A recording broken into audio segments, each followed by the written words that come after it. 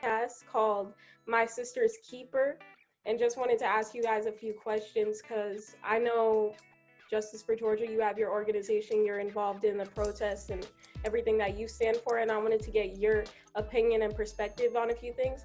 And also, Jasmine, I know you're involved in your community as well, so I wanted to get your perspective too.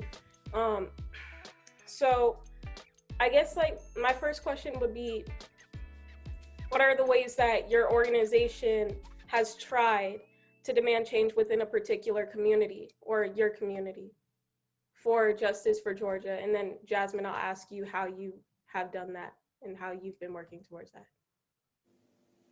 Okay, absolutely. So we actually, that's how we met. We met protesting at for the line of solidarity at Centennial. This is when everyone was out there during May. And we were always sharing the stories to everyone like, well, don't forget you have your own police brutality cases here in Georgia. Like, pay attention, you know, especially if you're saying, well, if I was in that state, couldn't happen. It happens all the time here in Georgia. So we started there, and pretty much we've made websites for the families to help spread awareness on each of their cases, not just having on a general website. We've created petitions. We've done marches. One of the changes that we've seen is that now a lot of the city council members are creating bill proposals on behalf of our Justice for Georgia research when we put out like news stories or new details on someone's case. So that's one of the things that I've seen happen. Another thing that I've seen happen is that police, even though, yes, there's so much more work to do, I've noticed that when it comes to holding someone responsible, they're now realizing that the community is paying attention. Yeah. Now, they're not giving us the justice we want, so of course we have to do more, and there's always going to be more work to do because it's small steps. But at the same time, I have been noticing that, at least from what I've seen from the west side of Atlanta, I'm not seeing as many police brutality as far as dragging someone out of the car, beating them up for nothing in front of a whole bunch of people. Now you see them like drive off and stuff like that, you know, shooting someone in the back of their head behind JR Crickets and then acting like nothing happened. Now you see them actually like, okay, you know, keeping them on the main streets, on the main lights, not moving them away from the crowd of people to see what's going on. So there's small changes that we're seeing, but there's so much more changes to happen. And I'm sure Jasmine can understand that as an organizer. Yeah. Yeah. So Jasmine, then can you answer that question? Yes, I can. Well, first I want to say, Justice for Georgia, you guys are doing a great job, what I can hear. So I applaud you guys for that. I live in Chicago, and unfortunately, I do witness a lot of police brutality on a daily basis. Like you did say, they don't do it as public anymore, but at the same time, it's still a lot of I would say racial bias, of course, and also this uneasiness when you see a police officer, regardless. If you're even like going to the store, I get uneasy myself.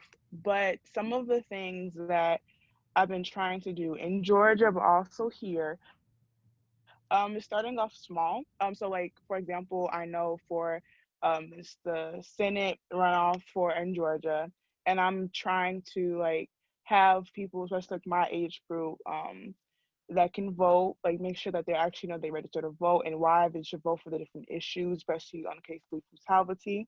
And also in Chicago, I'm trying to really hold my mayor and police officers accountable.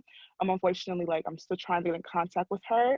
We keep trying to meet with her, but just to have a citizen voice about like what's actually happening in my city. So doing small things, but we all working to the bigger goal of trying to make it better for Black people in America.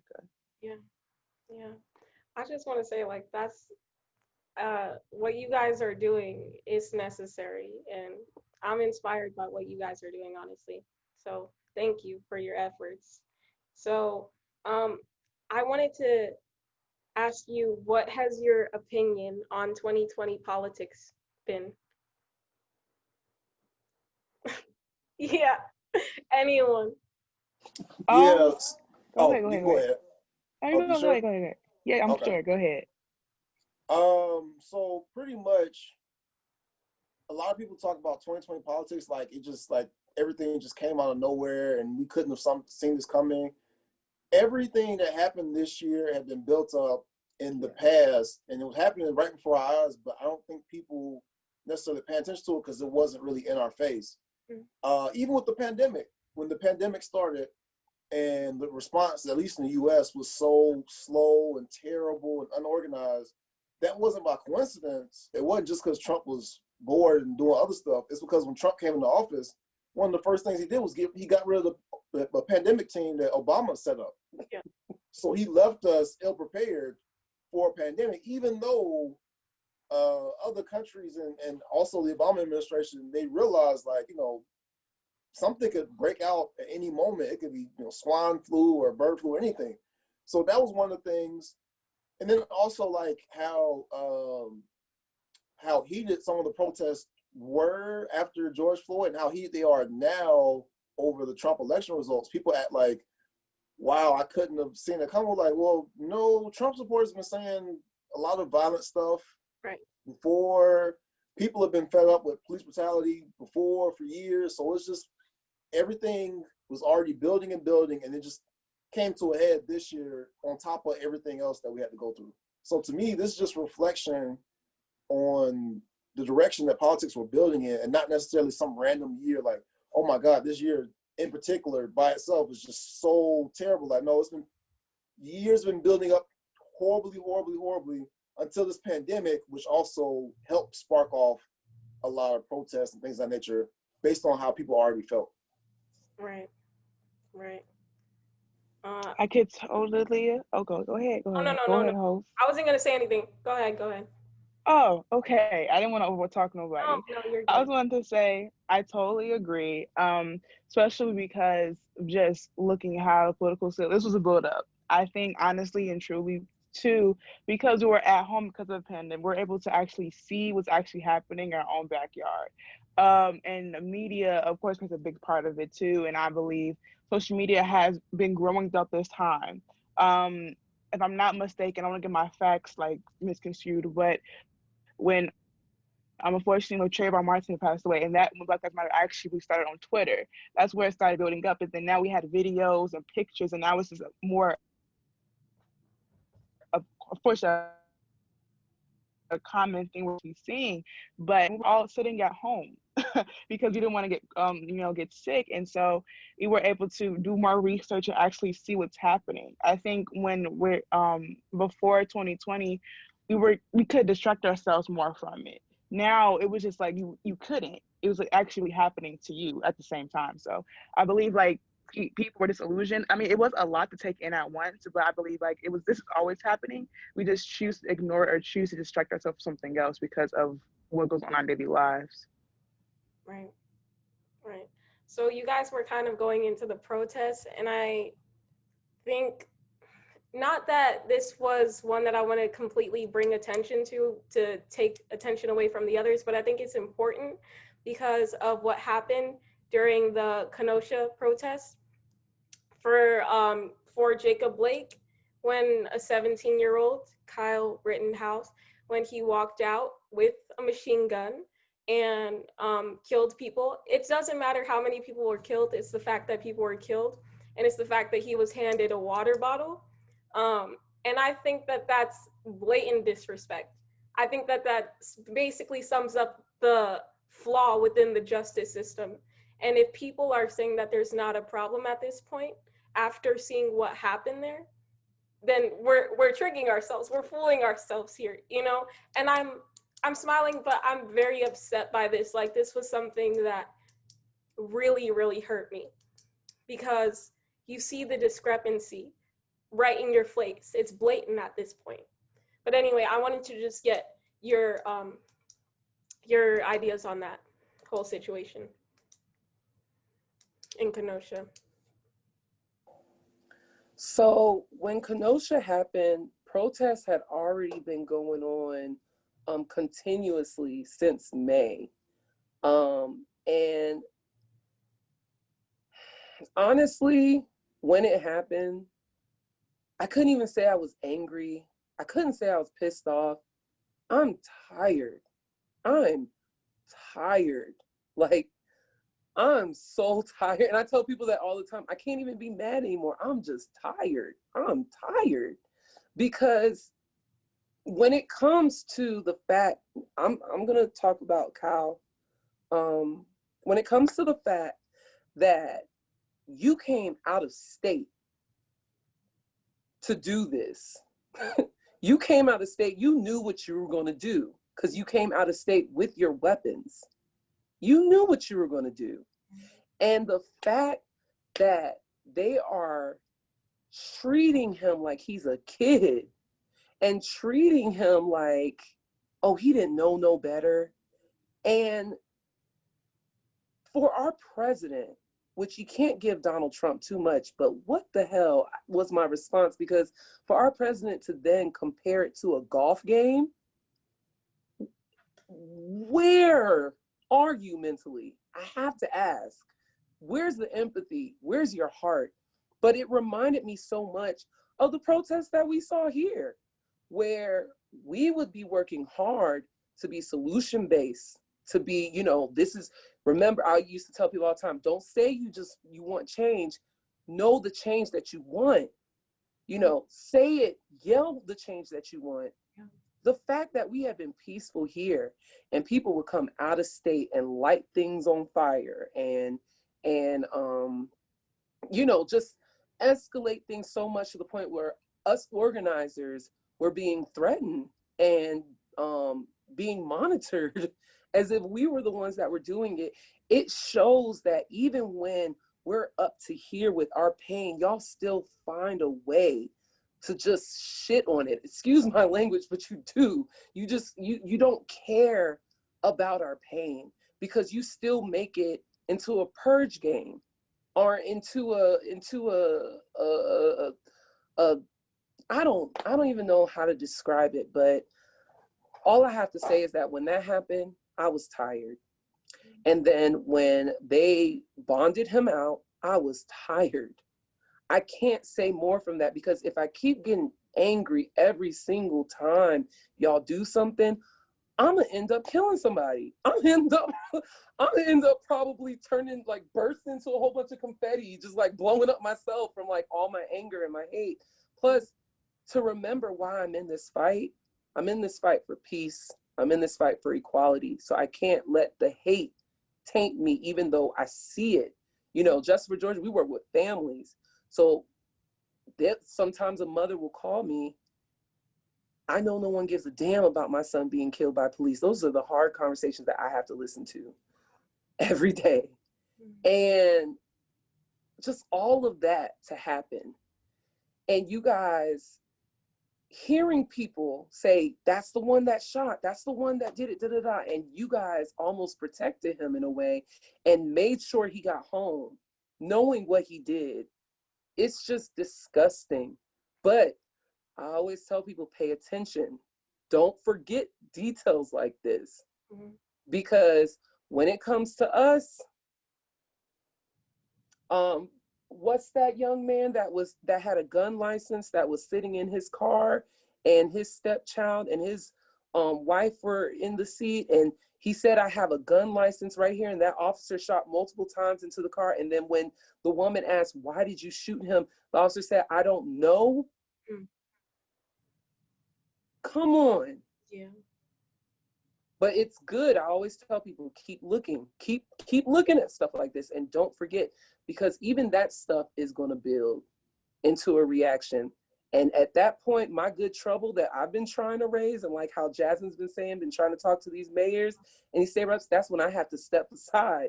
I can't tell my people not to be pissed. Yeah. They have every right to be. Imagine you feeling like you in a cage and you got targets all on you and you can't do nothing, all because of the color of your skin. Mm. I'm talking a lot, so that's my response. No, I just want to say that thank you that you're still going. Thank you for still going, because I think, like, especially during the summer months after George Floyd, you know, it was a big thing with media coverage, covering the protests and everything happening in Atlanta and actually all over the major cities, all over the states, right? And I think maybe some of that died down, but, you know, you're proof that it's not died down. Like, you're still going, you're contacting these people's families, you're bringing these stories to light, given the coverage that maybe other media companies don't want to give to these stories, right? Because it's hard to release the truth to people. And if you did release the truth to them, what would be the outcome? You know, it's difficult. So I think that you're definitely doing some difficult work, but it's necessary. And I think so too with Jasmine, for going to your mayor and like really pressuring your city officials, just officials in general, just pressuring these people, making sure that they are doing what they're supposed to be doing. You know, that's all we want. So um, I was just going to bring up, in terms of Kyle Rittenhouse, like, also that a campaign raised $2 million to bail him out. You know, he was able to get that amount of money, and that was insane to me. Just that he was able to get that large amount of money. And in terms of when you brought up Donald Trump, also, you remember Donald Trump was a big advocate for, or maybe adversary for, the Central Park Five when it came to boys that were innocent of a crime that they were accused of. He wanted a death penalty. And for this one, he, like you said, compared to a golf game. So that's another, just, you know, another way of proof of the discrepancy, right, in the system. So I guess maybe I asked, but I just want to say, like, what change do you want implemented and applied within the functioning of American society? And what are you willing to do to get results? These are good people to ask, because I know you guys are very persistent. So, Jasmine, do you want to answer? Yeah, can you repeat the question one more time? Yeah, My internet so just cut out when you were talking. you're good. What change do you want to implement, and what change do you want implemented and applied within the functioning of American society? And what are you Hmm. willing to do to get those results, or to get that result? Well, one of the things I want to change, of course, is the fact of like, I don't know how, but I think it will happen one day. We really have to make a new system. It gives you because at the end of the day, I personally feel we keep trying to work within this system that was not built from us further from the beginning, you know. And I was able, it would hurt me the most, especially like this past week. Unfortunately, I know you both of you guys heard about this man that he was executed. He was 40 years old. His first name was Brandon. So it was I forgot the last name. It was like two B's. But and I feel unfortunate I forgot his name. There's so many names that's so really bad to remember. But he was executed, right? And a lot of times and it was just like, why do we keep trying to work with the system that does not work for us? So I wanted to try to have a new system. That's going to take a while, but some of the ways that I'm going to try to make a new system or even have people listen to us and genuinely have an actual conversation is to just keep reaching out, to keep fighting for the change. So going to protest and strategizing with my peers such as yourself and really trying to make our voices heard, because if we're better in numbers, which we have more strength in numbers. And if we actually show that we care about this issue and not just a trend, quote unquote, because it's not a trend, it happens every day, then I believe we can actually have a stronger base and implement change for the future. So that's what I want to like go abolish everything, abolish America, period. But we can't do all of that. But I'm saying like try to actually have a new system actually that works for us in our favor, and try to implicate more people in the system that actually want to work for us. I believe that too many times, even politicians that are Black, I think sometimes we look at them as the savior, but they're not actually safe because once again, it's a politician. It's just have to do their job, and they can't always be for the cause all the time because they work with our counterparts. It's a whole mommy to this thing. Yeah. But I really personally think that we have to legit background search these people and actually see who we're putting into these actually positioning these offices, because we can't just vote for someone that they're Black. No, we got to actually see they're actually for Black voices and for Black causes. So sum it all up, I want to try to abolish the system, being radical, but second tier is actually how to have people into these offices that actually can work with us. So in towards the long run, the system that once we're not built for us can work for us in the end. Mm-hmm. And it's funny that you bring that up because I was thinking about that. Like, I think the only way to change the system is to say that I'm not going to conform to it. You can't be in a system and be like, oh, well, this is how it is, so I'm just going to remain in it. Like, you have to be willing to take those steps to say, I'm not going to have my mind in a place where I'm saying this is okay. I'm going to keep on fighting like you're doing. You're keep on pressing your mayor. Like, I'm going to keep on going because this is what I believe, and I'm going to go with what I believe, not what is already set in place, And I think that's how you change things. So that's really good. I'm really happy that you're doing that. And I think also another way to change it is to get involved in it. Like, you maybe run for office. Get more people like yourself in it, That's how we start to see change within the makeup of the body of Congress and legislators, who's writing the legislation, who's in charge of the policy. So, people like you should be in charge, if you want to see it. So, to the runoff elections, because that's what, is coming up now. I just wanted to read you guys, produce key messages just so, just bear with me. Okay, so on his page, this is on his page. This is his key message for the 2020 runoff election. It's Democrats are seeking to change the U.S. and implement socialist policies. He describes his campaign as a chance for Georgians to halt Democrats' agenda. So that's what he's saying. And then he's saying that he's running because Georgians want a political outsider in Washington to change the direction of politics. So there's a lot to take in that. So what do you guys think about that?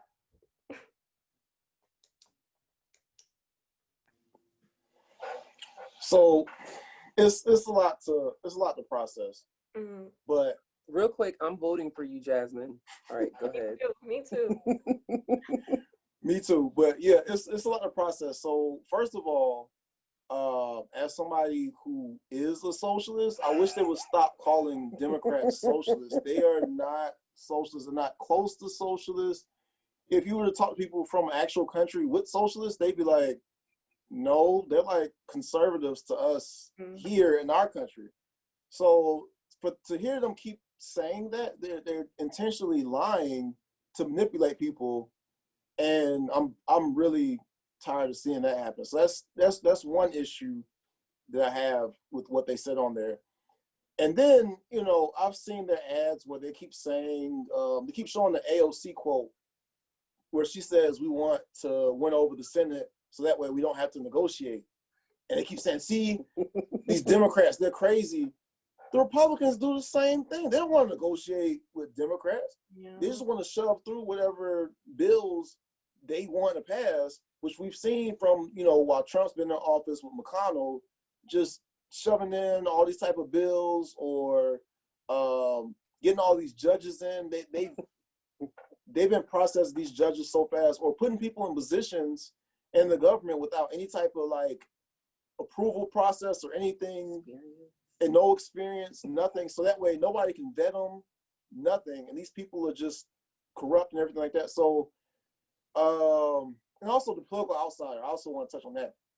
Nobody with the last name Perdue is a political outsider. I don't know why they want that title so bad. None of you are. You are a family of political incumbents that have, basically just want to keep basically pulling us back you know, they don't want any progress. They don't want us to stay the same. They want us to like rest. They want to go back to the 60s. Yeah, they want to go back to the 60s. So all of it is BS. You have to keep that in mind, especially nobody really confirms that more than what's her name, Kelly Conway. No, I mean the Kelly senator. Loeffler. Oh, Loeffler. Kelly. I think it's Loeffler. Yeah. I forgot. Yeah, so her, there's a lot of names. she has a commercial where she says that she is more conservative than Attila the Hun. If anybody knows what that even means, please let me know. It just sounds like complete BS. We've left the realm of reality to where people are they just have certain feelings and they put their feelings in commercials, and somehow those feelings are making people get out and vote. And none of it's logical. None of it makes any sense. It's separated from reality. So basically that's my biggest thing. They're using lies, propaganda, and I want to say white anxiety about being a minority. They're using all that stuff in order to further their political goals, and we have to be awake to that, and we have to call it out. That sounds scary. White anxiety? What anxiety do you have? That white people have? They're afraid of becoming minority. No, I get what you're saying. I get what you're saying. Like, it's a fear tactic. Like, they want to take over America. They're radical liberal. That's why they call Democrats radical liberals, to make it seem like, oh my God, you're trying to radical liberal one more time on the commercial, I'm gonna break the TV. I swear I'm gonna break the TV. No, so I get what you're saying. Yeah, even with those protest commercials, and they just take the bad parts and have people like stomping on cars or fires and stuff, and they're like, this is what is it? This is what Joe Biden's America will look like. You know, they had that when he was running. Yeah. That's that white anxiety kind of thing, I think, that you're speaking to. So I get that. It is. Yeah. And I just want to point out that happened in Trump's America, but they keep saying this will be Joe Biden's America. It's like, no, that happened under you. Yeah. You should say that in your commercial. Oh, y'all remember when all blocks around the White House were on fire and he hid in the bunkers? Yeah. Oof, good memories. That's all. 2020. But yeah, so for me, it was the part where I kind of have something about socialism. I just don't feel like, I mean, I don't want to get into it, but I just feel like socialism is funny because I feel like everyone, like Bernie Sanders has said this to himself, and I agree with it so much. He takes this stance on socialism is for the rich and everyone else has to apply to capitalism. And I just find that so true. You know what I mean? Because like at the rich, that's where wealth is circulating. That's where opportunity circulates, access to opportunity. And everyone else is like, you know, we all have capitalism, you know? So it's just interesting that that some people can be so against like handouts and welfare when you get tax breaks and you get all of these advantages and you don't want people to have the same thing. So it's interesting to see that. So yeah. And then in terms of, he also said that he wanted to change the direction of politics. So Jasmine, do you want to speak to that part? Yeah, well, first I wanted to speak about like the whole like liberal socialist labels that or conservatives and all that good stuff that they politicians try to label themselves as, and it's all fake. It's really just frustrating to me how we have to keep having these labels. I'm a socialist, you know, I'm a radical liberal, I'm a liberal, but like at the same time, you're all working for a system that does not care. And so before I was just like, well, maybe I'm a liberal, you know, I don't like labeling myself anyway. I believe what I believe in with politics. We're gonna keep on pushing. To that part, change direction of politics is to just change it backwards. I don't believe that he wants to actually put in place, you know, new implications. It's just like just reverting backwards. I had more things I wanted to say, but they kind of went over my head because I got angry with talking about Trump again. Just the 2 points again, the whole like labels of being a socialist, conservative, all that stuff, and I just think it's just not.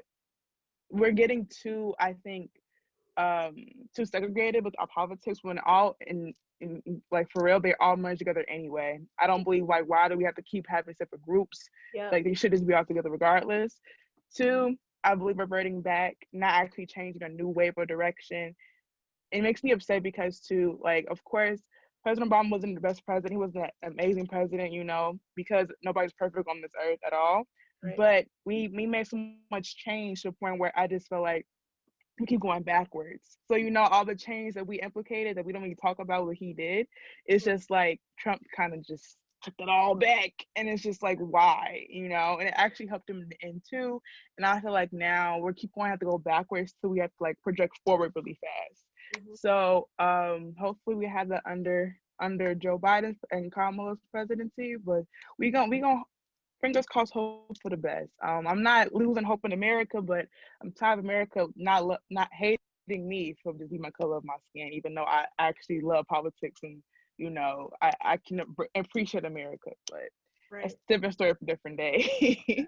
No, but even more than crossing our fingers, what we have to do is if we want to see policy, we want them to be anything other than figureheads, Kamala and Joe Biden, we have to vote in these runoff elections for Georgia. So I'm saying, I just want to get what you guys are planning on doing, maybe to even get people out to vote, you know, since you have an organization, like what steps are you taking to make people aware that this is how we see policy, this is potentially how we can get change, you know? So yeah, so one of the biggest things is I've always tied local legislation to these cases because local legislation does affect a lot of these cases that we're fighting for. So I'll always put like towards the like middle bottom, just things about, you know, district attorney, because remember they work for you, and if they're not handling this case you would in the way you would like for them to handle it, you can vote them out. Another thing is we've been getting people registered to vote, but we've also, which I'm not gonna lie, the traffic for that has been slow. But we also have been handing out handouts from the Promote Positivity Movement organization, which is headed by Hannah. And she basically like gave us handouts that we could pass out at our protest where it explains the important dates and stuff like that. But we always make sure that we tell people, you know, if you think, unfortunately, these cases are linked to politics. And the only reason why is because an officer decided to kill a citizen. That's the only difference between a regular murder and these cases. Unfortunately, these cases are political. So our district attorney, Paul Howard, was not representing our voices the right way. He hadn't been doing it for years here in Atlanta. And we made it a goal pretty much like, we're not going to endorse him. If he reaches out to us, we're not going to accept it.